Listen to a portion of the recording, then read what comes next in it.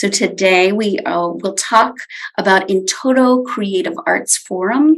It's an organization dedicated to providing a safe space for creative exploration for those affected by homelessness or incarceration.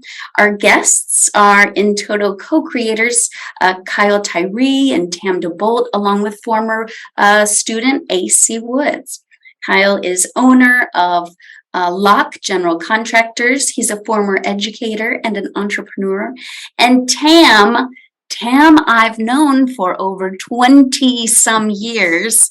The very first show I did when I moved back to Birmingham was with Tam. So I've had the great delight of knowing her for such a long time as members of the Birmingham theater community. But Tam is a local actor, theater artist. She's the executive director of Terrific New Theater, or TNT.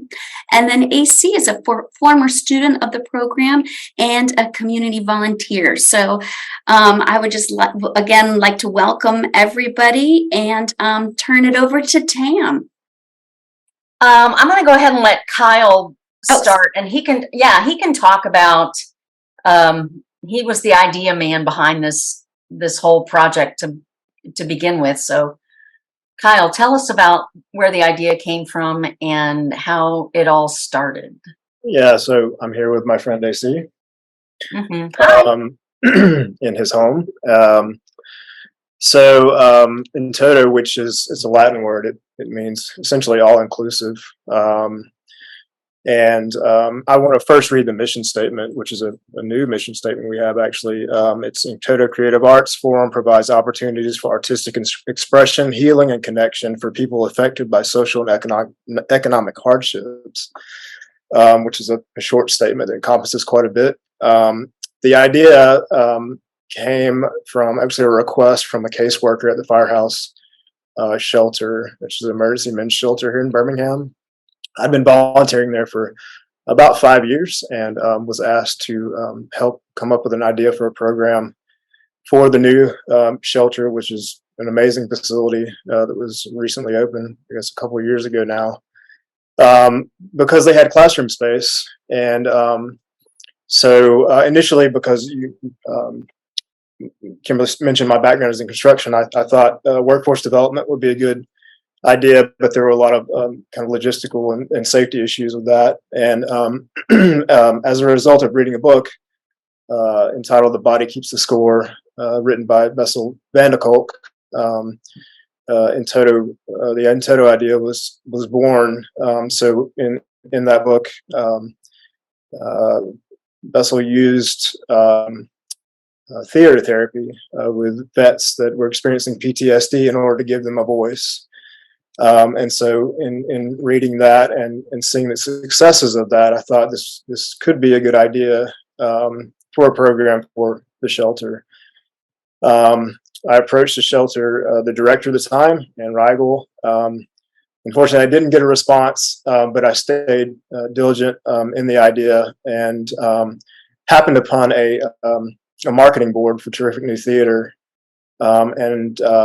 And so I emailed the general board, and Tam responded the day after and thought it was a great idea to pursue. And I think that was in, what was that 2019, Tam, or 20? I think so. It might have been right before the pandemic. Yep. Yeah, definitely right before the pandemic. We actually came up with a bit of a program. We did get to speak with Ann. And we're ready to implement the program, and unfortunately COVID hit. Theater is not something that's really something you teach from a distance, and so we pivoted. We came up with an idea to use poetry and visual arts in a program called Life Mapping, which is essentially our first 6-week curriculum. We asked the participants to take a period of time between the age of 9 and 13, draw a neighborhood, and then we worked from that idea. That particular time is a time when we, as people experience often, if there's trauma in our lives, childhood trauma, that's the time when we start to somewhat understand. It takes a long time, obviously, to process that. But that is a significant period, which is the time period we chose. And so we had 8 participants in our first 6-week session. We were Zooming in the conference room of the firehouse. I was in person. Everyone else who was there was Zooming. Tam was a participant. Laura Secord was a participant. Ashley Jones was a participant. And we had a few others as well. And we had, by the end of the 6-week session, I think we had 1 participant left, but we had a few guys who had gone on to permanent housing. And of course, it was a transitory community that we're working with.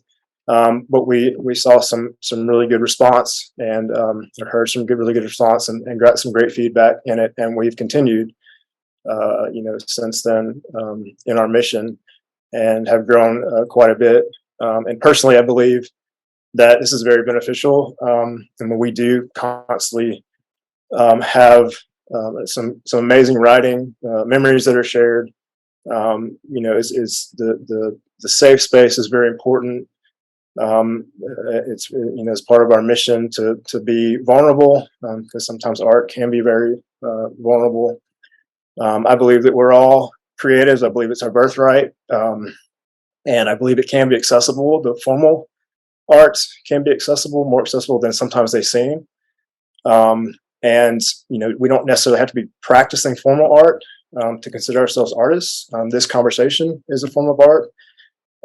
And so, but with the communities that we serve, a lot of times it's difficult to be vulnerable, and so, and the other thing is that most of the time that we not most of the time, but a lot of times we operate in a way where we're experiencing just the external things, going about our days, etc. And it's really important to be self-reflective.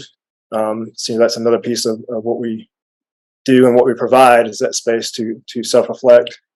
And so that's kind of it's kind of where we are, and what we're doing at the moment. So That's great. Did you have any questions for him, Kimberly?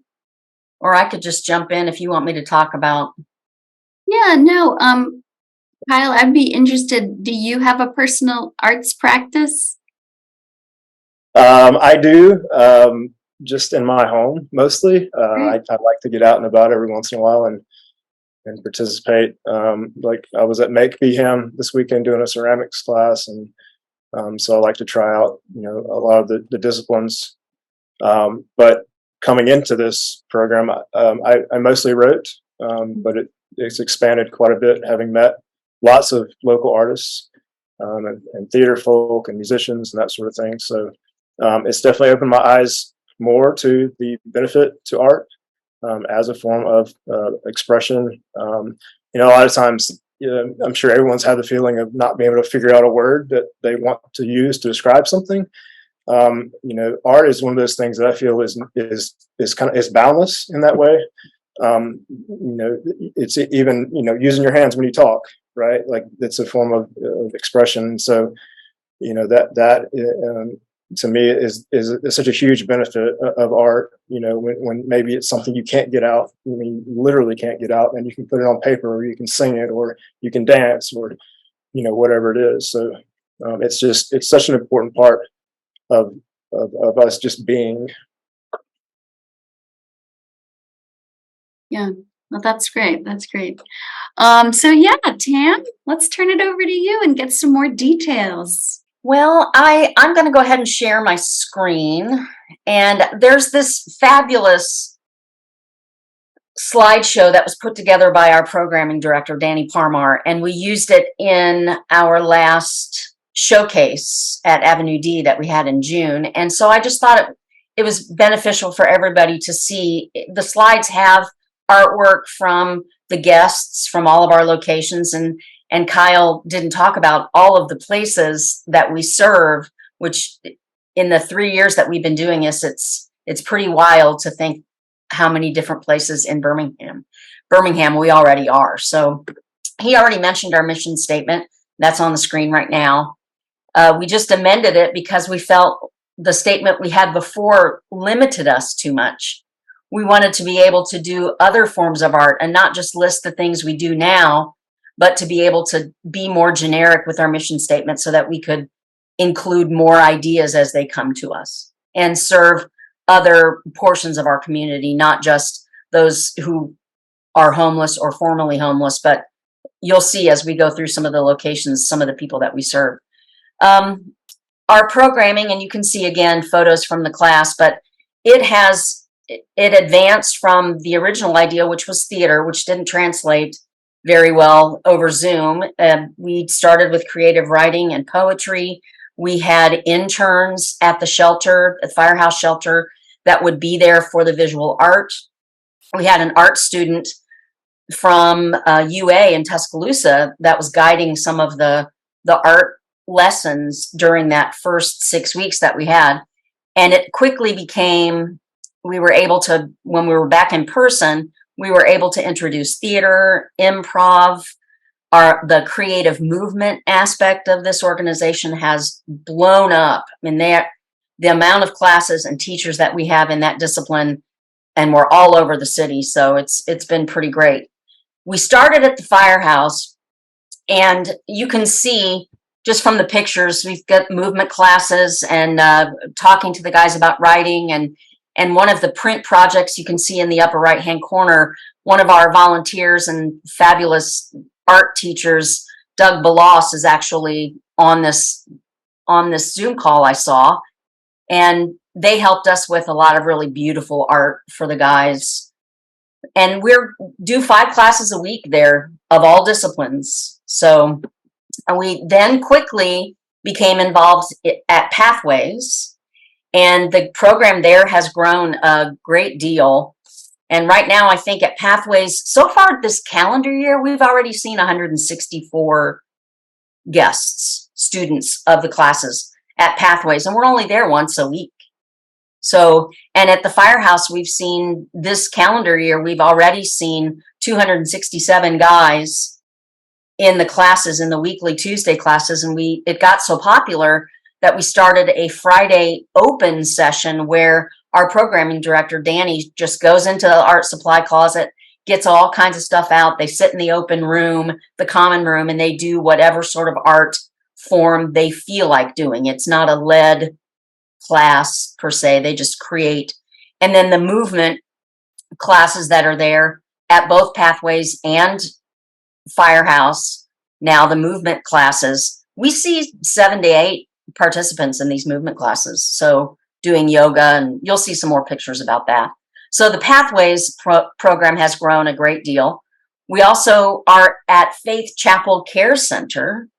Now, Faith Chapel is not a homeless shelter, but they provide services to serve the homeless community. So showering, medical services, laundry, you can go and use computers at Faith Chapel. And so our program has entered into that facility. We are also at the 1920 Club, which is in 5 Points. And this is a member-run sort of an organization. And these people are folks that are recovering from mental illness. And we are in that facility every week as well.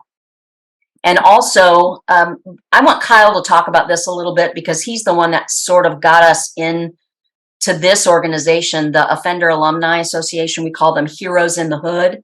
So Kyle, talk about how we got involved with Heroes. Do you mind? Well, yeah, no, basically the caseworker I mentioned that asked me to start a program, Tina Dickerson, works with the Offender Alumni Association, and the organization has started this program for at-risk youth, and it is mostly encompassed by kids that have direct family members currently or formerly incarcerated.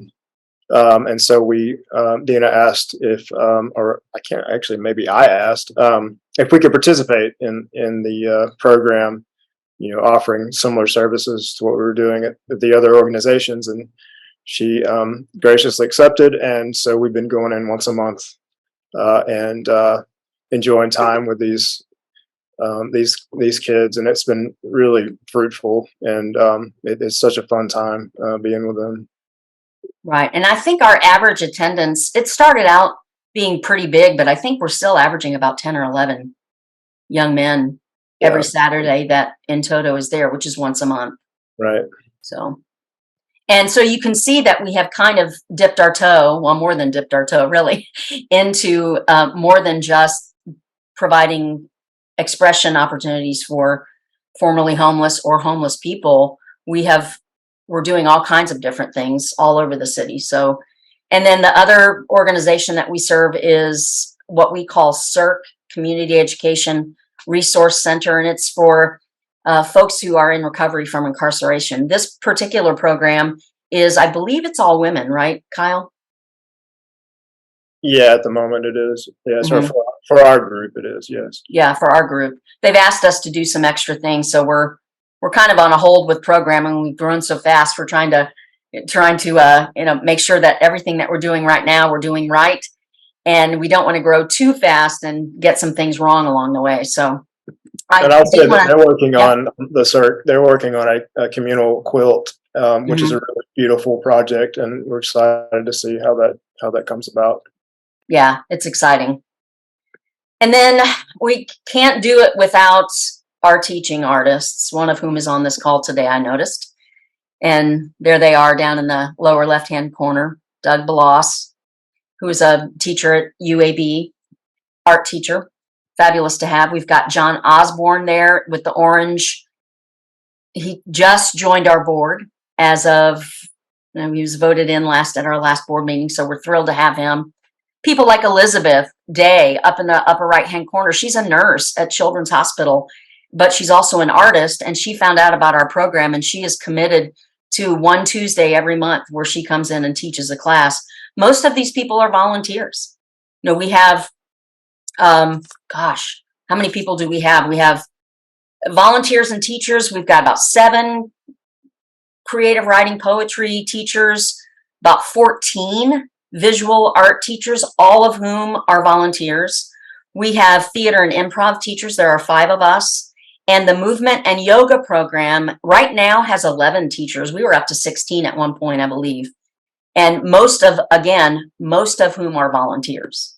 So you can also see some of our artists here, some of our teaching artists. Pat Flowers, she's a spiritual director. Joy Miner up in the left-hand corner, spoken word artist, author, poet.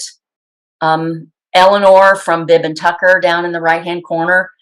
Our intern who starts in August with us officially, Holly, you'll see her in the middle there at the bottom, leads a lot of movement and yoga classes and also runs the art program at Pathways right now. So we're excited to have her.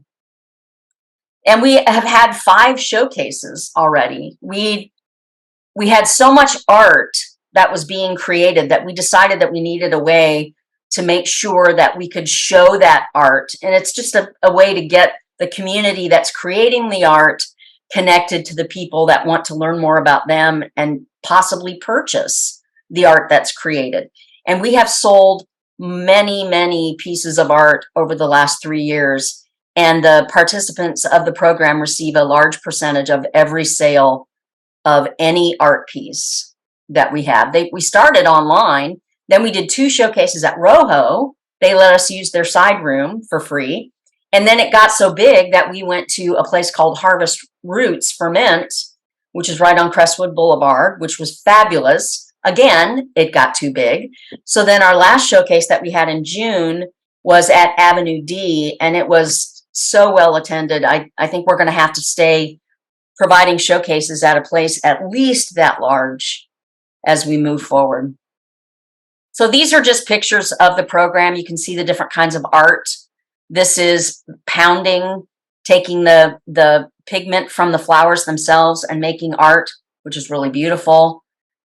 This Doug did with us, uses the sun in reverse imaging to create art. We did flowers, which I think was another Doug experience. They love using nature and birds and foliage and leaves and flowers. Some more gives you an idea. This is just we take pictures all the time This was an exercise where we had to draw a self-portrait in the style of Picasso. So that was very fun. We had a leatherworks artist that came and made bracelets, brought all of her tools, boxes and boxes of leatherworks tools, taught the guys how to do it, brought the stain, brought the tools to put the clasps on the bracelets, and every one of those bracelets that got made that day was worn out of that classroom. So the guys got to keep that piece of art that they created. Here's some more. This is, oh, that was fun. We made t-shirts, did images of the front of the firehouse. This was another Doug project. It was insects, and then they provided these beautiful wood frames, and we framed these and sold many of these in the, that might be ACs. Is that ACs? I don't know. I don't remember. This is a picture of one of our movement classes. The firehouse has a beautiful chapel, which has this, well, maybe that's, yeah, there you go. Has a beautiful chapel. You can see the sun comes in and they just lead. Look at how many people are in that class. It's pretty great. Here's another one, movement, another movement class. You know, there they are, cast on the arm and all, right? This is a creative movement. I think it was an improv exercise that involved a movement portion, little meditation within the movement class. Look how beautiful that room is. Just the light of hope coming through the window. This is another, I don't remember if this was Danny or Doug, but this ink that this particular guest is using was made out of walnuts. And I believe it may be both Danny and Doug, but we still have some of that ink at the firehouse. And a lot of these pieces were so great that the guys, look at that one. And we framed them and sold a lot of them at Showcase. And one of my favorite elements of the program is when we do a poem at the beginning of every session with the guys on Tuesdays. And I believe it's practice in some of our other locations as well.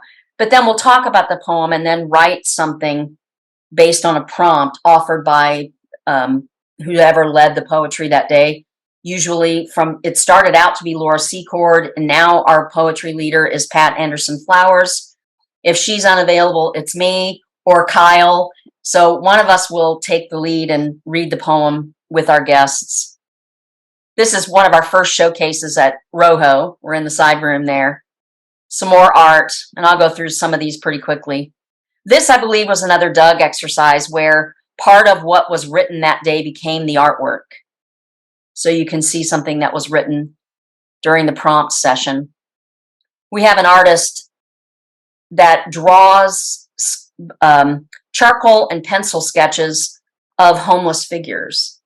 And we are talking right now about possibly offering some sort of a solo show for this particular artist.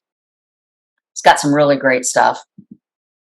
Acrylics, we've done acrylic work. Moving through these. Another self-portrait. That's not me.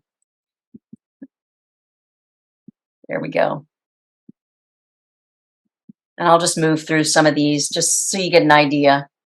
This is one of our open sessions where the guys can do what they choose at the firehouse. It's one of my favorite pictures that we've got on the website. Look at that smile. It's worth it. They love those Posca markers. This is one of our board members, our Vice President, Lauren Nicholson, who came to us as a volunteer because she found out we were doing boxes, like raised gardens out in the main, what's the name of that area, Kyle? The little opening, the kind of atrium. Courtyard. Yep. Yeah, the courtyard. And she saw it on Facebook that we were putting together raised gardens, and she shows up with gloves and a shovel. And she's been with us ever since. And now she's the vice president of the board. So, and she started the movement program with our programming director, Danny, and our soon-to-be intern, Holly Hertzfeld. So more art, another movement class. That's one of the shelter staff members who I know AC loves, Abby. Just working out with the guys on Tuesday. And there they are dancing. There's a lot of joy. Look at that picture.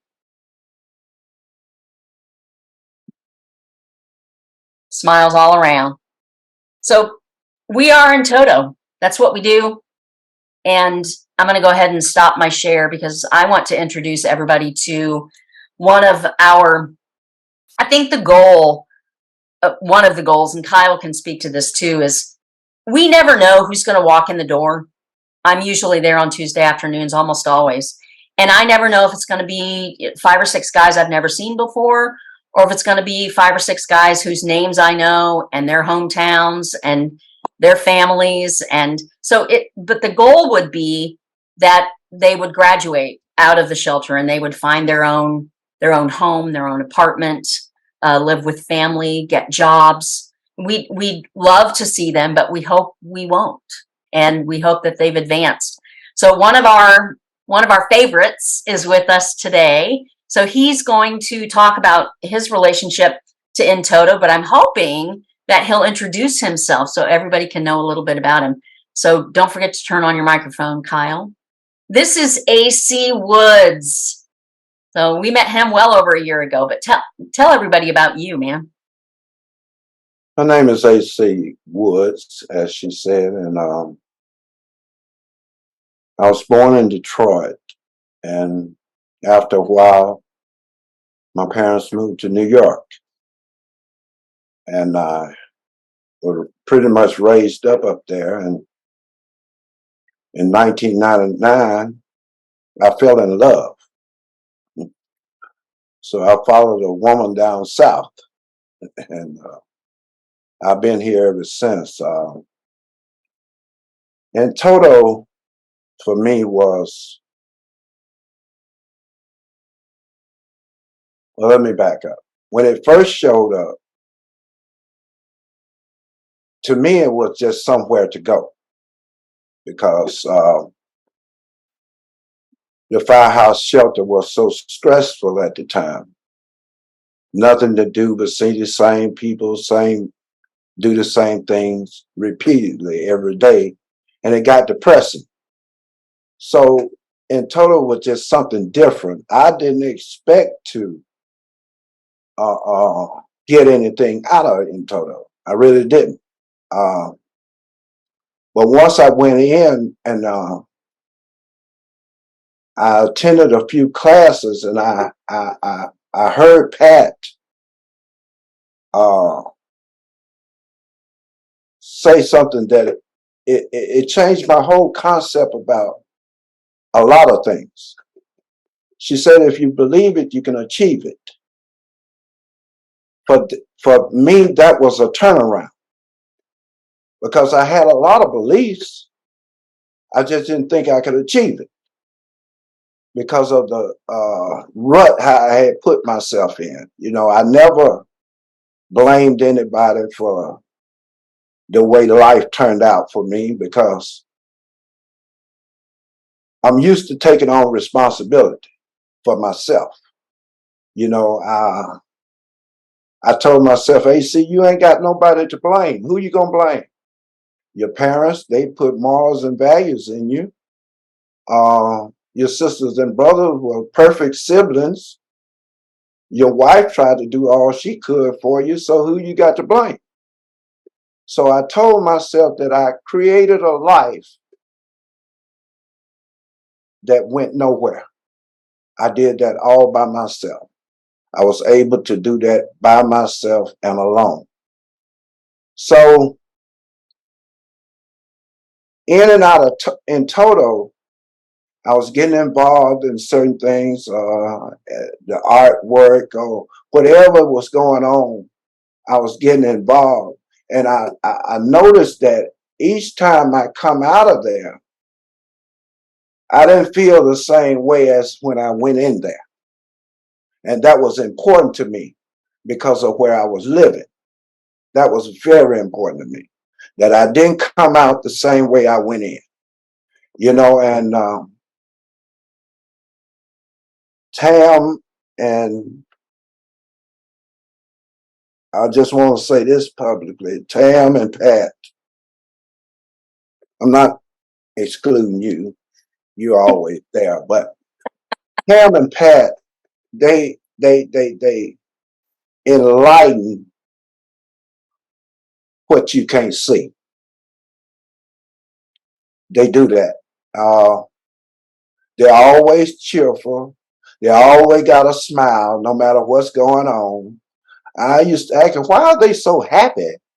You know, but you know, I just, I'm just real grateful, man. I'm real grateful because I didn't have much hope when I first went to the homeless shelter because I thought I was too old to change my life around.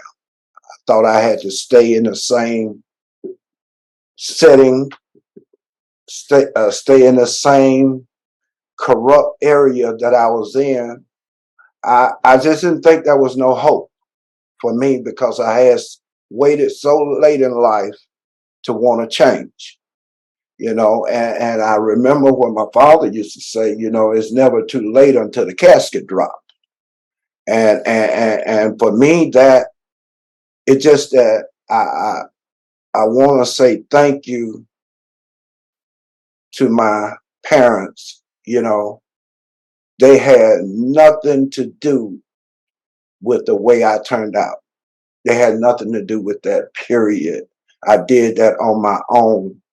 My parents gave me morals, they gave me values.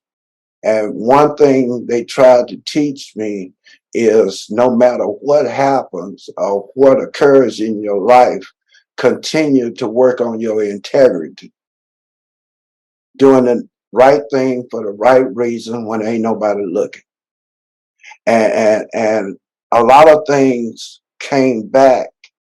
I was in a program that they always tell you sit still, and I didn't know what that meant, you know. And when I inquired about it,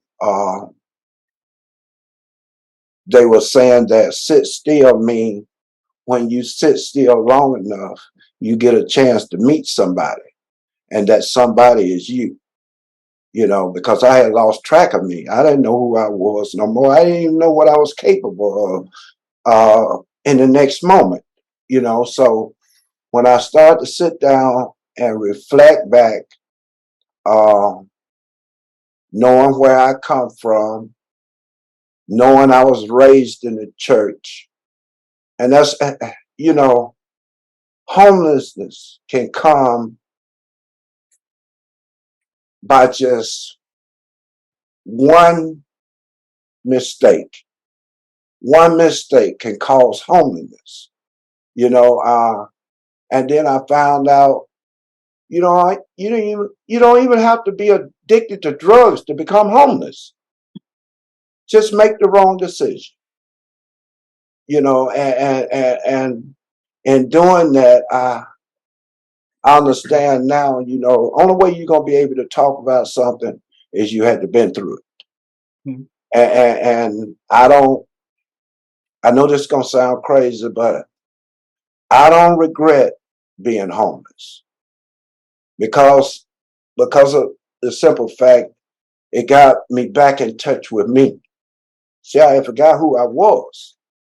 Started doing things that didn't make sense, you know, and being homeless, it kind of put a brakes on my life so I could stop and reflect back and understand that, you know, I'm not a bad person. I just made a bad decision. That's all. You know, and it only takes one bad decision to turn your whole life around. You know, and I thank God for InToto, man. I thank God for all the participants. I really do. I really do. They had a hard time with me at first. At first, what? Yeah, because I didn't want to participate, but because, like I said, I just wanted somewhere to go. But after participating and they were shining lights at the end of the tunnel, and it just all came together where I wanted to be somebody again. I wanted to do something with my life again. Because once you become homeless, you need an inspiration to start you over again. Mm-hmm. Because homelessness can become comfortable. Because you don't have to buy clothes, you don't have to buy rent, you don't have to be responsible because they do anything for you, so that can become comfortable real quick. But they were shining lights at the end of the tunnel, showing me that you're more than what you proclaim, Yeah. In 3 months, I was eligible for my own apartment, but because of my drug addiction, I thought I wanted a year clean before I left there. That's what I wanted. So I wouldn't be afraid to move. Change can be fearful. Mm-hmm. Responsibility can be fearful, especially when you haven't practiced it in a long time. It can be fearful. So I wanted to be comfortable when I left the shelter. I didn't want to have no doubts, and I stayed there way longer than I should. Because like I say, I was eligible in 3 months, but I actually stayed there 15 months. And when they did give me a voucher to leave, I came and got my own place. I had it furnished throughout within a week. People were, even at the firehouse, were donating to see me do better, and I haven't regretted not one moment of it. I thank God for everybody that's been in my path. I really have. I thank God for them, and I wouldn't give nothing for them. But now this next showcase, they may have trouble getting me there. You know what? This is a good time. Hey, Mark, can you display those 2 pieces of art that I sent you that AC? I think both of these, yeah, I mean, this is one of the things that Doug had us do. It was Swift's, the birds, and they gave us drawings, and we recreated those drawings. Show the next one, Mark. This is one of my favorites. Look at that. Those were 2 of my first drawings. I think they were marker too, right, AC? Yeah, they were marker. And then this next one, go ahead and show. Look at that. Yeah. And I used to go to Thanks, Mark. I used to go to clubs and sit down and draw portraits for people. Mm-hmm. Enter the door for $5. That was back in the 70s. But I thought I was out of practice. I thought I couldn't do that no more. And I probably can't. But I can draw a little bit now. So You're good. Hey, Also, and before that's all right. Kimberly turns it over for questions, we had AC bring some things that he's written in class. Did you decide that you wanted to read one of those? It's up to you. No pressure. No pressure. He does. He wants to read. How do you answer my question? Okay. We love you, man. You want to show him the format before you read it? You can't see it on there. It's blue. No, Yeah, hold it up to the camera. It'll work. The blur's going. Pat explained that this is you start here and go here and reflect back this way. Staircase. It's like a staircase. The first step is take the first step. Lift your head, stand upright, have a goal, believe you can achieve, stand upright, be sure of yourself, have confidence, be a part of, look ahead, Don't look back. Believe in yourself. Don't stop. Accept it as life, because everything that happens, it happens in life. Enjoy your journey. Leave doubts behind. Slow your roll. See it for what it is. Make your stand. Throw out the negative. Hold the positive. Be a believer. Nice. Thank you. Oh, and you know what? Might be a good way to end AC's section. Where are you, Kyle? Where are you in AC sitting right now? We're in Dining room. AC's home. Yep. Yep. Which is amazing. It's amazing that Yeah. AC has a home and is not in this heat right now. for Yeah. sure. Mhm. I thank God for that every day because of my health issues. I thank God I don't have to walk the streets. I don't Mhm. have to sleep outside. I don't have to do none of that stuff today, opposed to what I was doing a couple of years back. Sleeping in my car, you know, going by the shelter, getting food, because I was doing things that I didn't have to do. I got a great big family, and we all love each other, but they can't tolerate the drugs. They won't tolerate the drugs. And I was looking so bad, I was ashamed to go to them and ask them for anything. So I would just stay out there in the world and beg the world, so Now you're here. thank God for a change. Mhm. Yeah. Well, thank God for you. And I guess, unless Kyle's got something else, I mean, we start every session, no matter where we serve, what location, and we wrote a safety pledge and we read it together. And when I'm at the session, I will read the part of the leader. And the point of the pledge is that we want to make sure that everybody that's in a session, an InToto session, knows that we will do everything in our power to make them feel safe while they're there. And we also think that they're pretty brave for walking through the door to get into that room. And we know how vulnerable creativity and sharing can be. So we always say the pledge out loud so we hear the words bounce off the walls. And it's a good way to start every session that we have. So We all that's know that us, by heart now. you know. I think the only thing I'll add is when AC mentioned not having to be addicted to drugs to become homeless.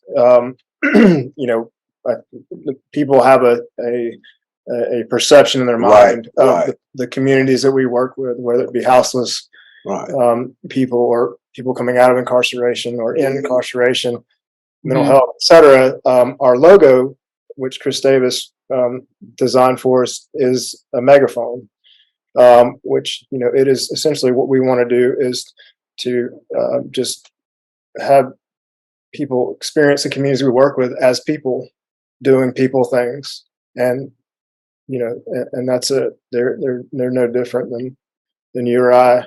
Mm-hmm. So that's another mission that we have. Well, thank you all so much for sharing. And I just wanted to, first I wanted to say to AC that you've got a lot of love here on in the chat. People are saying thank you. This is so beautiful.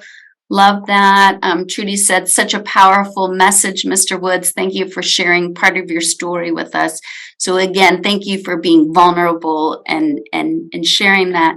But Kyle, I also I kind of wanted to expand a little bit. I know we have some folks on this who work in the hospital setting, who work in like our Center for Psychiatric Medicine at UAB, or who work in the geriatric clinic, who are starting to see more people who are experiencing houselessness.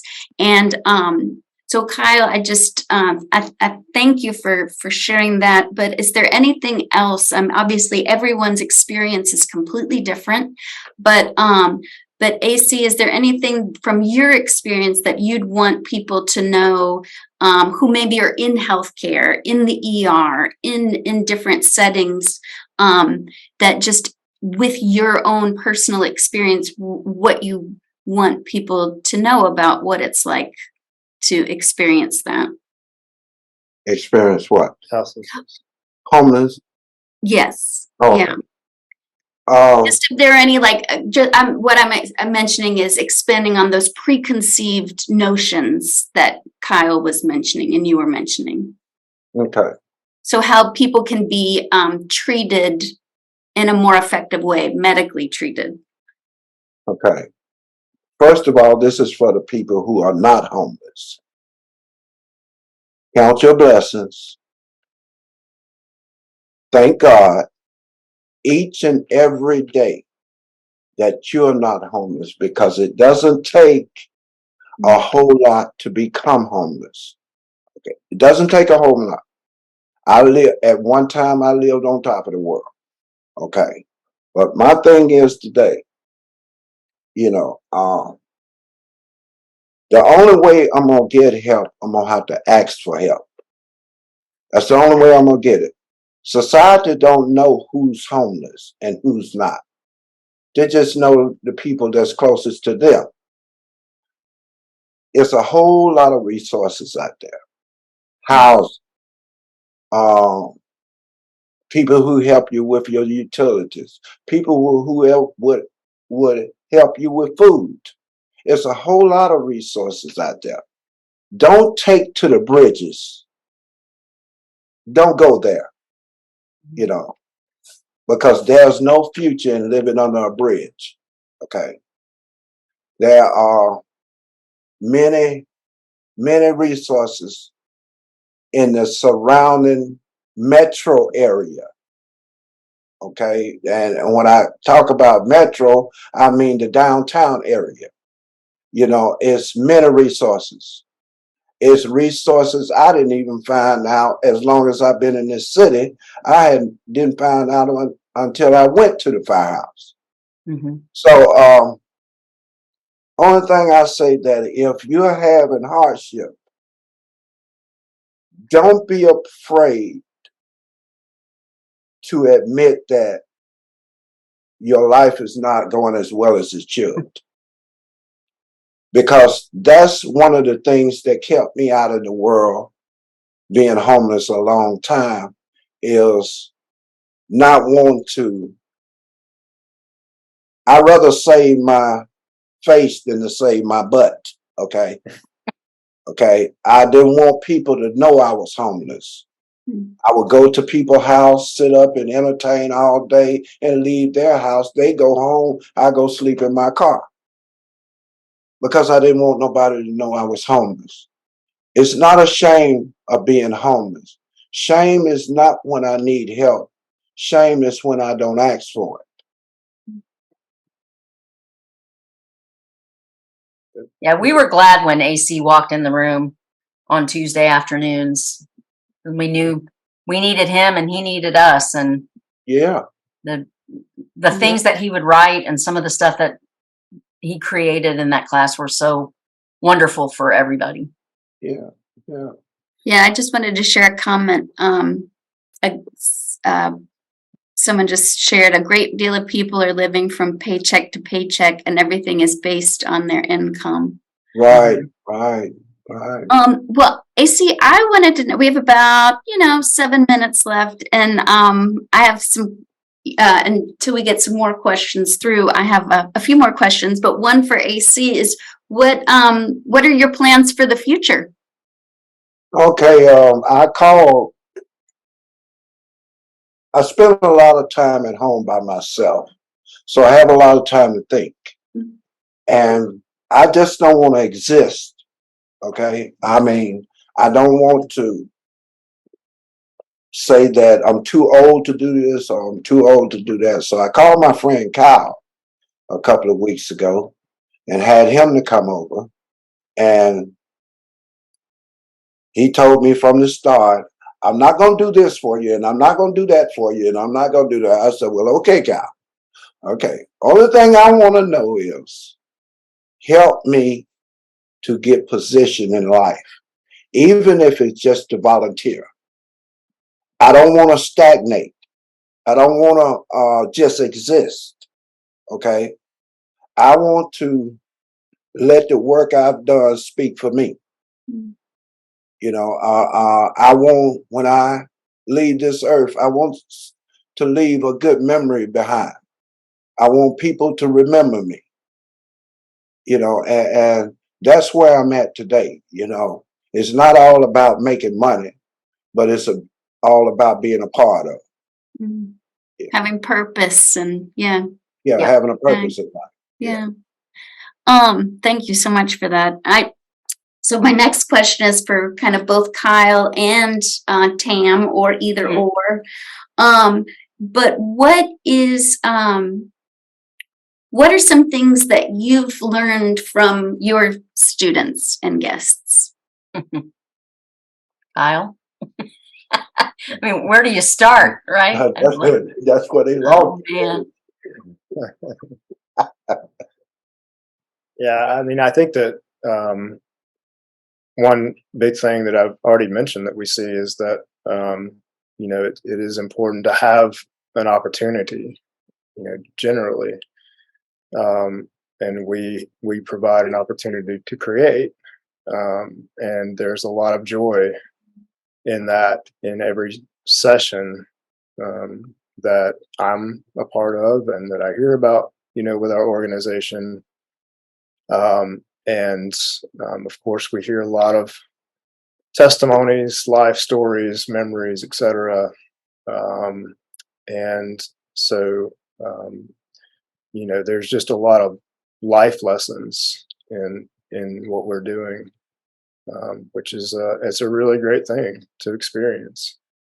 And of course, the hope is that, you know, the people that we are um, in sessions with, you know, are they no longer come because they've moved on to other places and better places in their lives. So. Right. Pam, what's one of the biggest things that your students have taught you? Oh, I hope that there is not a time in my life where I am not doing and working with InToto. So it's become part of my fabric, and I'm so excited. I didn't even really talk about this when I introduced myself, but Terrific New Theater has a new building, and renovations are going to start hopefully in the fall, right, Kyle? And but we are right around the corner from Pathways, and we're right in the heart of Central City District. And Kyle and I are really excited to be able to use this new space, which will also be the home of Terrific New Theater, of course, doing at least 6 shows a year. But we also want it to be a hub of activity for InToto as well. Showcases, displaying art from the guests from all different locations that we serve, displaying that art in the lobby, selling it for their benefit, you know, introducing them to the world of theater in a true and real sense. So I guess what I've learned is that I don't ever want to be without them. That's Okay. great. That's good. And then if you could share, well, no, first I wanted to tell AC that in response to your comment about wanting to be remembered for what you've done and having purpose and giving back, someone said you have done that today, as I have enjoyed your story. So I wanted you to hear that. Thank you. Yes. And then my last question is, in, you know, one word or one sentence for all 3 of you, what does art do for you? And I'll start with Tam. What does art do for you? It reminds me of who I am. Mm-hmm. Awesome. Kyle, what about you? What does art do for you? It provides a sense of freedom that nothing else in life does. Mm-hmm. Yes, thank you. So it's reminding me who I am. It's freedom. And then AC, close us out. What does art do for you? It makes me see what I can't think. Hmm. Yeah, you know how you sit around and either think of stuff. If I actually write it down or put it in some kind of form, I could actually see it as as it exists. Okay, yeah. So art does that for me. Well, thank you. Thank you all so much. Yeah, just greatly appreciate all of your time. Of course, InToto, you're doing such wonderful work. And it's just exciting to see, different organizations continue to enhance health and well-being and community through the arts. And so again, thank you all for being here. And for those of you who are interested, I hope you will all join us. We're taking a break in August, but in September we'll be back and for Virtual Mental Health Monday, and we're really going to explore the field of child life, and we're going to talk with some Children's of Alabama child life specialists to to find out more about what they do. So please join us, and thank you for your time. And again, thank you to our guests, Tam, AC, and Kyle, for all your work.